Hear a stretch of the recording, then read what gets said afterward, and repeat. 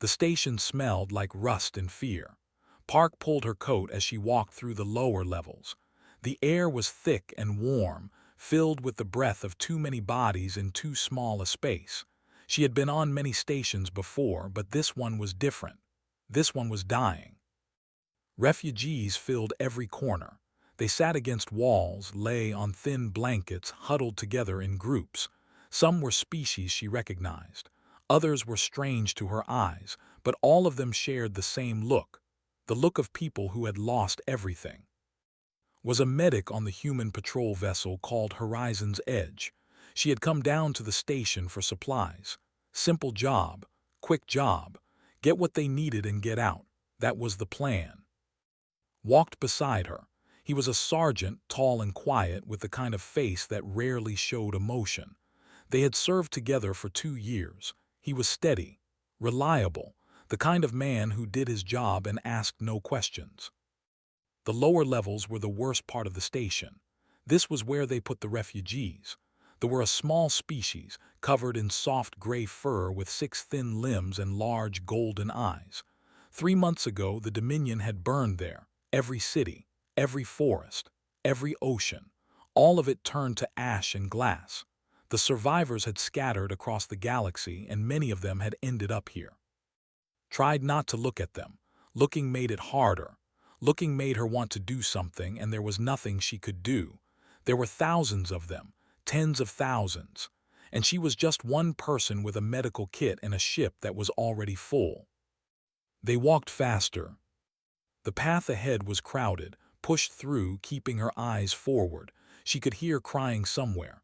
A child, maybe, or something that sounded like a child. She blocked it out. She had learned to block things out.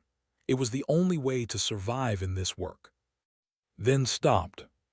Took 3 more steps before she realized he was not beside her anymore. She turned back, annoyed. They did not have time for this.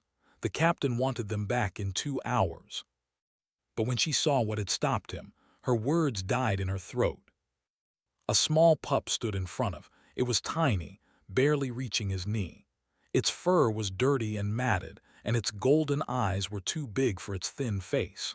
The pup had reached out with one small hand and grabbed the edge of his coat. It did not speak. It did not make a sound. It just held on. Stood very still. He looked down at the pup and something crossed his face. Something had never seen before. Pain, maybe, or recognition, like he was looking at a ghost. Around them, the crowd moved on. Nobody stopped. Nobody cared. Just another orphan. Just another sad story in a station full of sad stories. Walked back to him. She kept her voice low. "We need to go." He did not move. She touched his arm. "We cannot help. You know we cannot help. There are systems, protocols. The station has people for this." Still, he did not move. The pup looked up at him with those golden eyes. Its small fingers tightened on his coat. Could see its ribs through its fur. When was the last time it had eaten? When was the last time anyone had looked at it with kindness? She felt something twist in her chest. She pushed it down. "The refugee office is on level 3, she said. "We can report it. They will send someone." Finally spoke. His voice was rough. "When? Tomorrow, next week. Look at this place, look at it. The systems are broken. The protocols do not work. Everyone just keeps walking. And what do you want to do? Take it with us. We are not allowed. The captain will never agree. We would be breaking a dozen regulations." "I know." "Then let go and keep walking." The pup made a small sound. Not a word. Just a tiny noise like a question. Like it was asking if they were going to leave too. Like everyone else had left. Looked at, his eyes were steady, but there was something burning behind them. "I cannot." Stared at him. Then she looked at the pup. Then she looked at the crowd flowing around them. The endless stream of people who had learned to stop seeing. She thought about all the times she had walked past. All the faces she had not looked at. All the small hands she had not taken. She had told herself it was necessary. That she could not save everyone. That feeling nothing was the only way to keep going. But standing here, with this tiny creature holding onto like he was the last solid thing in the universe. She was not sure anymore. She closed her eyes, she took a breath. Then she walked away. She did not look back.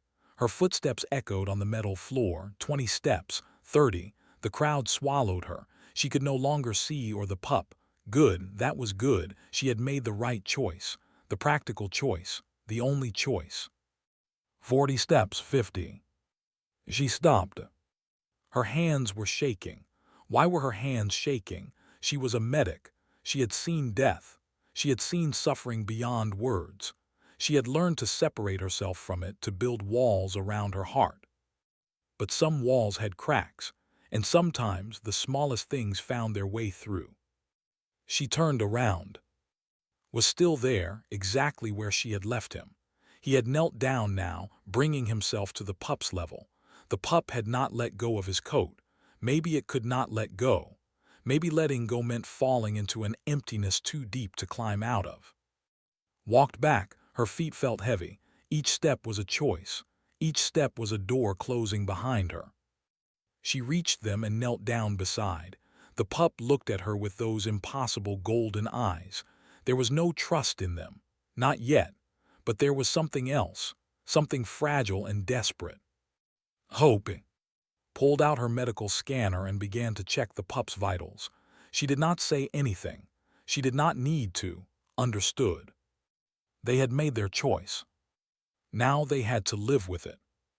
The medical scanner beeped softly in his hand. The numbers on the screen were not good. The pup was malnourished, dehydrated. There was an infection starting in its lungs. Without treatment, it would get worse. Much worse. She looked at it. Needs food, water, medicine soon. Nodded, he reached into his pocket and pulled out a ration bar. It was the emergency kind that all soldiers carried, dense with nutrients, not tasty but enough to keep someone alive. He held it out to the pup. The small creature stared at the bar. Its golden eyes went wide. For a moment it did not move, like it could not believe what it was seeing. Then it grabbed the bar with both hands and began to eat. It ate so fast that was worried it would choke. She had to tell it to slow down. The pup did not understand her words, but it understood her tone. It forced itself to take smaller bites, though its hands were shaking. When the bar was gone, the pup licked its fingers clean. Then it looked up at with an expression that made its heart ache. Gratitude, pure and simple. The kind of gratitude that only comes from someone who has known true hunger. The translator in his ear caught a few words from the pup. The language was soft and musical, like water over stones. The translator turned it into broken phrases. Cold, hungry, alone, long time, very long time. Put his hand on the pup's head very gently. What is your name? The pup answered. The translator said. Repeated, that is a good name. Looked at him like he had just given it a gift. Maybe he had. Maybe being seen, being named, being spoken to like a person instead of a problem was the greatest gift anyone had given it in weeks. Checked the scanner again. The infection was getting worse. They did not have much time. We need to move, she said. The ship has medicine, real medicine, not the cheap stuff they use in the refugee halls. Stood up, immediately grabbed his coat again, holding on tight. It was not going to let go. It had found something to hold on to, and it would not release it for anything. Looked down at the pup. Then he bent and picked it up, lifting it against his chest, wrapped its thin limbs around him and buried its face in his shoulder. A small sound came from it. Not crying. Something beyond crying. Relief. They began to walk. The lower levels were a maze of corridors and chambers. Led the way, checking her map on her wrist device. The human docking sector was on the other side of the station. Normally, it was a 15-minute walk, but normally they were not carrying a pup through refugee territory. People stared at them. Some looked confused, some looked angry. Humans did not belong here. This was not their section, not their problem. Ignored them. She had been stared at before. She had been hated before. It came with the uniform. They passed through a narrow corridor filled with sleeping bodies. Of all ages lay on thin mats, packed so close together that there was barely room to step. The air was thick with the smell of sickness and despair. Looked at them and felt something cold settle in her stomach. This was wrong. All of it was wrong. These people had done nothing to deserve this. Their only crime was being born on a planet that someone else wanted destroyed. She thought about the reports she had read. The Dominion had attacked them without warning. No declaration of war. No demands. Just fire from the sky and silence after. Millions dead in hours. Billions dead in days. An entire civilization reduced to scattered survivors begging for scraps on stations like this one. And the galaxy had done nothing. Sent some supplies, made some speeches, formed some committees, but nothing real, nothing that mattered. Because they were weak, and in this galaxy the weak did not matter. Walked beside her, still clinging to him. The pup had stopped shaking. It had stopped making sounds. It was just holding on, breathing slowly, like it was trying to memorize the feeling of being safe. They reached a checkpoint. A tall alien stood guard, a species called. They were big and scaled, with faces that looked like they were carved from stone. This one wore the uniform of station security. It held up one massive hand. Stop. Stop behind her. It looked at them, then it looked at, its eyes were small and hard. Why are you carrying a child? This is not your section. You do not belong here. Kept her voice calm. I am a medical officer from the human vessel Horizon's Edge. This child requires immediate treatment. The refugee medical bay is overcrowded and undersupplied. I am taking it to our ship. They did not move. That is against protocol. Refugees must stay in the designated area. They are not allowed in other sections without authorization. Then give us authorization. I cannot. That requires approval from the station administrator. The process takes several days. Several days. In several days would be dead. Felt anger rise in her chest. She pushed it down. Anger would not help here. Logic might. Listen to me, she said. This child is sick. Very sick. If it does not receive treatment in the next few hours, it will die. I am not asking you to break the rules. I am asking you to interpret them with some basic common sense. They stared at her. It did not look moved. Humans, always thinking you can fix everything, always thinking your way is the right way. Spoke up, his voice was quiet but firm. No, we just think everything is worth trying to fix. They looked at him. Something flickered in its stone face. Surprise, maybe, or confusion, like it had never heard anyone say something so strange. A long moment passed. Then they stepped aside. Go, it said, but if there are consequences, they are yours to bear. Did not wait for it to change its mind. She walked forward, right behind her. They passed the checkpoint and entered the main corridor that led to the human sector. Behind them, they watched them go, and if had looked back, she might have seen something in its eyes that looked almost like respect. But she did not look back. She just kept walking. Small fingers dug into his coat. The pup was exhausted. Could see it in the way its eyes kept closing, then snapping open again. It wanted to sleep. It needed to sleep. But it was too afraid, too used to watching for danger. She understood. On a station like this, sleep was dangerous. Sleep meant letting your guard down. And when you let your guard down, bad things happened. But was safe now. It just did not know it yet. They kept walking. The human sector was close, just a little farther. Just a little farther. The human sector was cleaner. The air was fresher. The lights were brighter. It was like stepping from one world into another, even though they had only walked a few hundred meters. Felt the tension in her shoulders begin to ease. They were almost there, almost safe. Just a few more corridors and they would reach the horizon's edge. But as they walked, she noticed something. People were staring, not with hostility like in the refugee section, with curiosity. Human crew members from other ships stopped and looked at them, at the small alien pup clinging to his chest. Some of them whispered to each other, could guess what they were saying. What are they doing? Why do they have that thing? Do they know how much trouble they are going to be in? She ignored them. Let them talk, let them judge. She had made her choice. They reached the docking bay where the horizon's edge was connected to the station. The ship was not large. It was a patrol vessel built for speed and efficiency. Crew of 42, small medical bay, limited supplies, but it was home.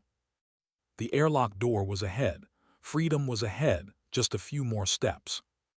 Then a voice stopped them. Lieutenant Park, Sergeant. Froze, she knew that voice. She closed her eyes for a moment, then turned around. Captain Han stood behind them. She was a small woman, barely reaching his shoulder, but she had a presence that filled any room she entered. Her hair was gray at the temples, and her face was lined with years of hard decisions. Her eyes were dark and sharp, missing nothing. Captain said. Her voice came out steadier than she felt. Captain Han looked at them. Then she looked at. The pup had buried its face deeper into his shoulder, sensing danger. I received a report from station security, Captain Han said. Her voice was flat, giving nothing away. They said 2 of my crew members were transporting a refugee through restricted areas without authorization. Swallowed, Captain, I can explain. Can you? Because from where I am standing it looks like you have broken about a dozen regulations. Unauthorized transport, medical intervention without approval, removing a refugee from a designated zone. She paused. Should I continue? Spoke up. Captain, the child was dying. The refugee medical bay could not help. We did what we had to do. Captain Han turned her gaze to him. It was like being looked at by a laser. What you had to do, or what you wanted to do, there is a difference, Sergeant. Did not look away. In this case they are the same thing. A long silence followed. Could hear her own heartbeat. She could feel sweat forming on her palms. This was it. The moment of judgment. The captain would either help them or destroy them. Captain Han took a step forward. She looked at again. The pup peeked out from shoulder, its golden eyes meeting the captain's dark ones. For a moment something softened in the captain's face. Just for a moment. Then it was gone, replaced by her usual hard expression. You know what will happen if the station administrator files a formal complaint, she said. Court-martial, discharge, maybe prison time, your careers would be over. We know, said quietly. And you did it anyway. Yes. Captain Han looked at her, then at again. Another long silence. Then the captain spoke and her voice was different, softer, almost gentle. When I was young, I served on a rescue ship. We pulled survivors from wrecked vessels, disaster zones, war areas. Every day we had to make choices. Who to save, who to leave behind. The math was simple. Save the many, sacrifice the few. It was efficient. It was logical. She paused. And it broke something in me, piece by piece, year by year, until I did not recognize myself anymore. She looked at. The pup was watching her now, those golden eyes full of fear and hope mixed together. One day I decided I was done with the math. I decided that every life mattered, every single one, even the ones that did not fit the equation. She looked back at and. That is why I am a captain now, because I learned that the rules are not always right, and sometimes the only way to do your duty is to break it. Felt tears prick at her eyes. She blinked them away. Captain Han straightened her uniform. Her face became hard again, but there was something different behind it now, something warm. Keep walking, she said. Walk until that child falls asleep, then bring it to Medical Bay 3. I will handle the paperwork. Could not speak, she just nodded. Said, thank you, Captain. Captain Han shook her head. Do not thank me yet, we still have a long road ahead. The station administrator will not be happy. There will be questions, investigations, politics. She smiled. It was a small smile, tired but real. "But we will deal with that tomorrow. Tonight, we take care of the child." She turned and walked toward the ship, and followed. The airlock opened, and they stepped inside. The familiar smell of the horizon's edge surrounded them. Metal and recycled air and something that could only describe as home. Lifted its head and looked around. Its golden eyes were wide with wonder. It had probably never been on a human ship before. Everything was strange. Everything was new. But it was not afraid anymore. Could see it in the way its body had relaxed against chest. The tension was gone. The constant watchfulness was fading. "Let us walk," said quietly. So they walked. Through the corridors of the ship. Past the engine room, where the hum of the reactor filled the air. Past the mess hall, where off-duty crew members looked up and stared. Past the crew quarters, where doors opened and faces appeared. Word spread fast on a small ship. Within minutes, everyone knew. The sergeant and the medic had brought back a stray, a pup, an orphan from the refugee halls. Some of them smiled. Some of them nodded. Some of them just watched with quiet respect. They kept walking.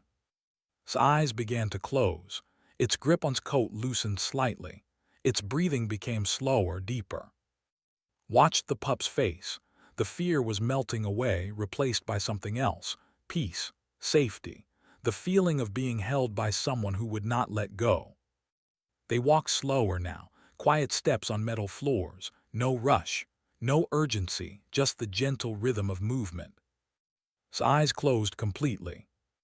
Its small body went limp, surrendering to exhaustion. It was asleep. Stopped walking. He looked down at the sleeping pup in his arms. His face was gentle in a way he had never seen before. "It is asleep," he said softly. Nodded, her throat was tight. They stood there for a moment in the quiet corridor, holding a child that was not theirs. A child that nobody wanted. A child that the galaxy had forgotten. But not them. They had not forgotten. They had not walked past. Medical Bay 3 was small but clean.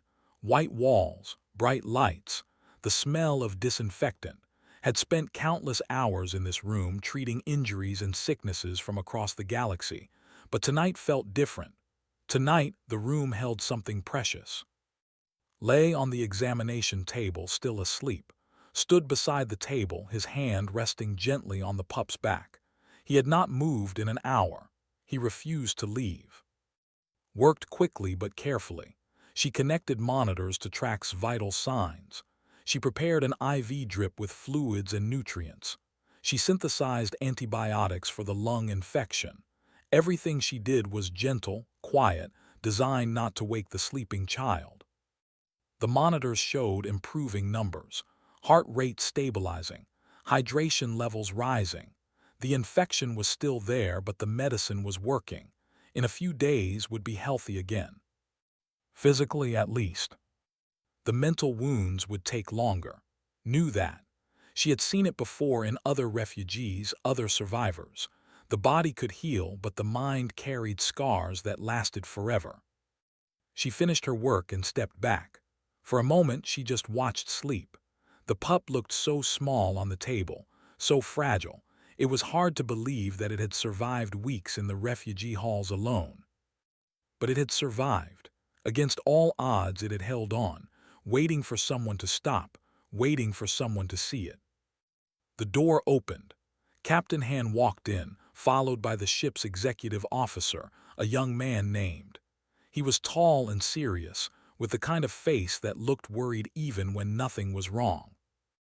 "How is the child?" Captain Han asked. "Stable," replied. "The infection is responding to treatment. It should recover fully." "Good." The captain looked at and again saw that softness in her eyes. "I have spoken with the station administrator." Tensed and he is not happy. He wanted to file formal charges against both of you. Unauthorized transport, medical intervention without consent, half a dozen other violations. Felt her heart sink, but Captain Han continued. I convinced him otherwise. I pointed out that the publicity would be bad for the station. A human crew rescuing a dying child while station authorities did nothing. The news networks would love that story. He decided that discretion was the better option. Spoke up. There is still the matter of the child's status. Technically, it is a ward of the station's refugee authority. We cannot just keep it. I know, Captain Hand said. I have filed for temporary guardianship, medical necessity. The paperwork will take time to process, but for now, stays with us. Looked up and after, when the paperwork is done. The captain did not answer immediately. She looked again, at the small body rising and falling with each breath. We will see, she said finally, one step at a time. The days that followed were strange and wonderful. Woke the next morning confused and frightened. It took hours to calm the pup down, to explain that it was safe, that no one would hurt it here. The translator helped, but some things could not be put into words. Some things had to be shown. Showed them, he stayed by side constantly. He brought food, played simple games, told stories that the translator turned into musical sounds. Slowly, very slowly, began to trust.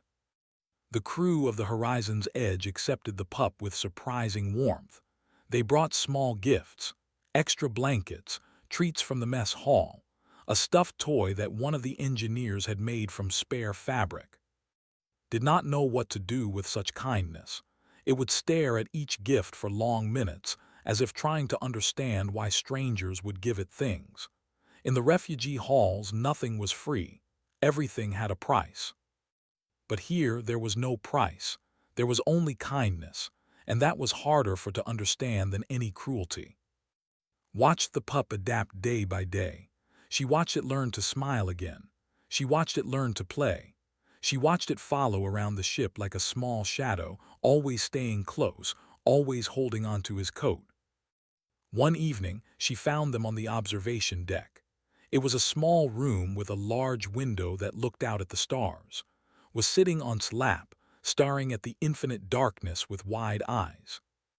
The translator in his ear picked up fragments of their conversation. "What are those lights?" asked. "Stars," answered, "like your sun but very far away." "How far?" "So far that even the fastest ship would take years to reach them." Was quiet for a moment, then, "Is my home star out there?" Hesitated, could see the pain in his face. How do you tell a child that its home no longer exists, that the star it remembers now shines on nothing but ash and glass?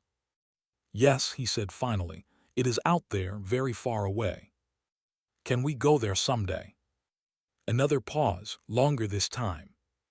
"Maybe," said, "someday." Seemed satisfied with that answer. It leaned back against his chest and continued watching the stars. Sat down beside them. She did not speak. Sometimes words were not necessary. They sat together in silence, three souls from different worlds, watching the universe spin slowly past the window. After a long time, spoke again.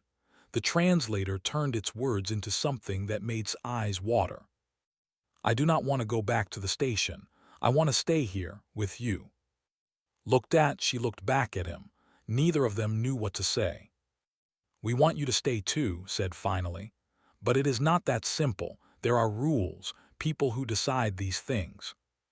"I do not understand rules," said. "Rules let my family die. Rules put me in that place. Rules made everyone walk past me." Its voice was not angry, just sad. The sadness of a child who had learned too early that the universe was not fair. Hugged the pup. "You are right. Sometimes rules are wrong, and when they are wrong, it is up to us to change them." "Can you change them?" "We can try." Thought about that. Then it nodded, a small movement of its furry head. "Okay, I will wait, I trust you." Those three words hit harder than anything she had felt in years. "I trust you." From a child who had every reason to trust no one. A child who had been abandoned by everyone. She made a silent promise in that moment. Whatever it took, However long it took, she would not let down. She would not walk past. Not ever again. The stars continued to shine outside the window, distant, cold, indifferent to the small dramas playing out beneath them. But in this tiny room on this small ship, something warm had taken root, something that the coldness of space could not touch. Hope, small and fragile, but real. 3 months passed like water through fingers.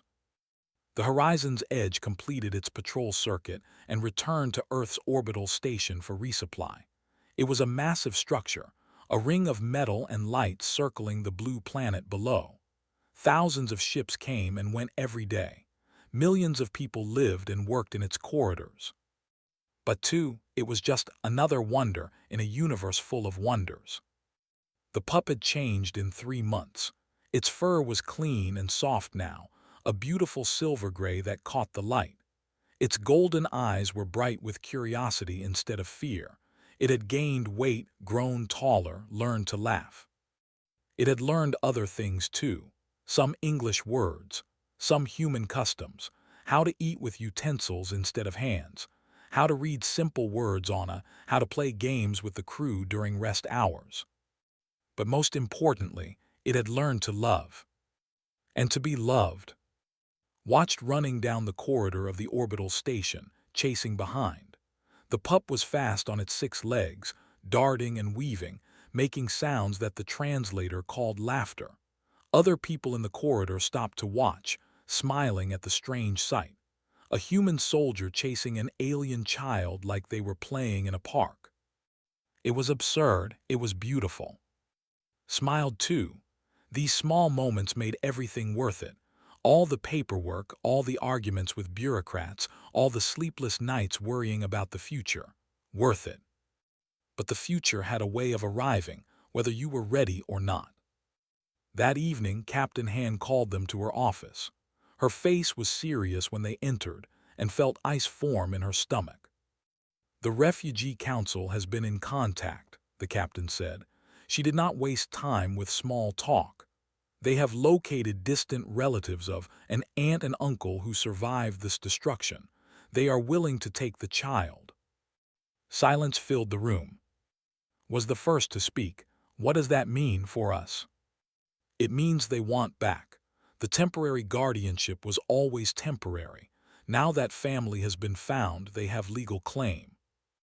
Felt something crack inside her chest. "But has a home here, a family here. We are its family now." "I know," Captain Han's voice was gentle. "But in the eyes of the law, you are not. You are humans. The council has the right to place the child with its own species, with its own blood relatives." "What about what wants?" asked. His voice was tight with controlled emotion. "Does that not matter?" "I asked the same question. The council said that children do not always know what is best for them. That needs to grow up among its own kind, learning its own culture, its own traditions." "Its culture is gone," said bitterly. "Its traditions burned with what is left for it to learn?" Captain Han did not answer. She did not have an answer.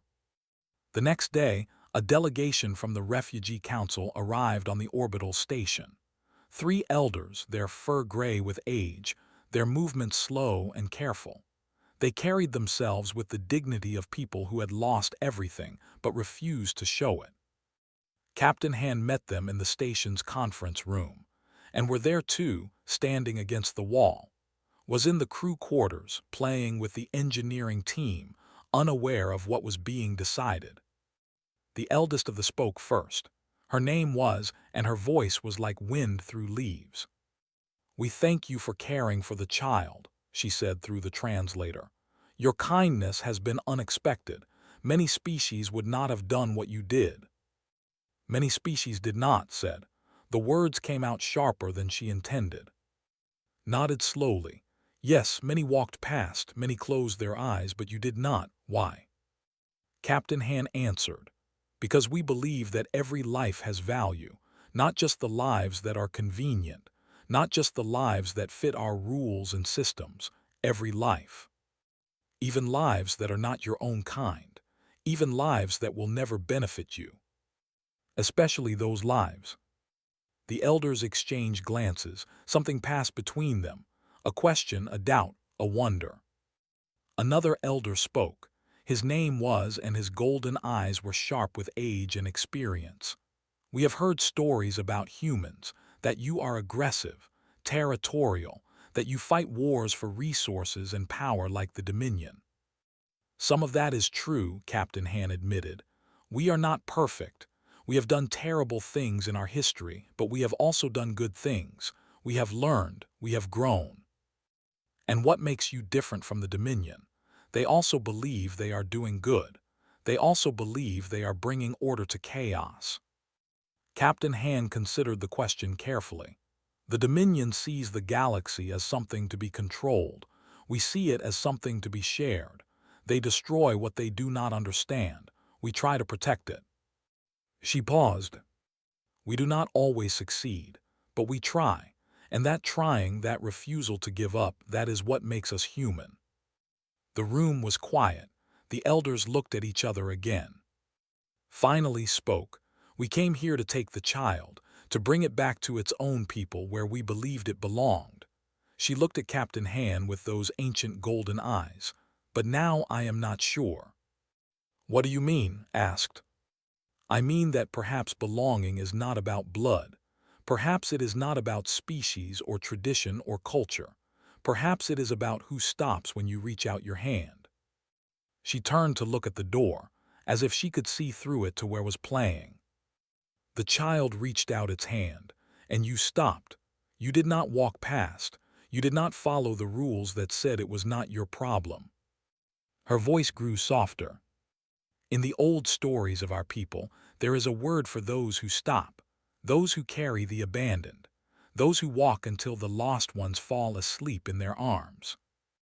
The translator struggled with the word, then rendered it as you are said, and a child does not leave its. Felt tears streaming down her face. She did not try to stop them. What are you saying? Asked. His voice was rough. Smiled. It was a tired smile, full of loss and hope mixed together. I am saying that the child stays with you, not because of law or blood or tradition, but because you stopped, and that is enough. Later, when the elders had gone and the paperwork had been filed, found on the observation deck, was with him, as always, curled up against his side, watching the stars. Sat down beside them. It is official, she said. The council has granted permanent custody, is ours. Nodded. He did not speak. He did not need to. Looked up at them with those golden eyes. What does that mean, permanent? It means forever, said. It means you never have to leave. It means this is your home now. The pup was quiet for a moment, then it asked, Why did you stop for me? Everyone else walked past. Why did you stop? Answered, his voice was gentle but firm. Because I thought about everyone who ever walked past me when I needed help, and I decided I did not want to be like them. I decided that the galaxy would be different because I was in it. Thought about that, then it said, I want to be like that too. When I am big, I want to stop for others. I want to be a. Smiled through her tears, then you will be. They sat together, the three of them, watching the stars spin slowly past the window. Earth glowed blue below them. The universe stretched out infinite and cold above. But in this small room, warmth remained. The warmth of a family built not from blood, but from choice. From a moment when someone reached out and someone else refused to walk past. The galaxy was vast and often cruel. But it was also filled with people who stopped, people who carried, people who walked until the lost ones fell asleep. And because of them, even the darkest places could hold light. Closed its eyes and drifted into sleep, safe in the arms of its family. And the stars kept shining. As they always had. As they always would.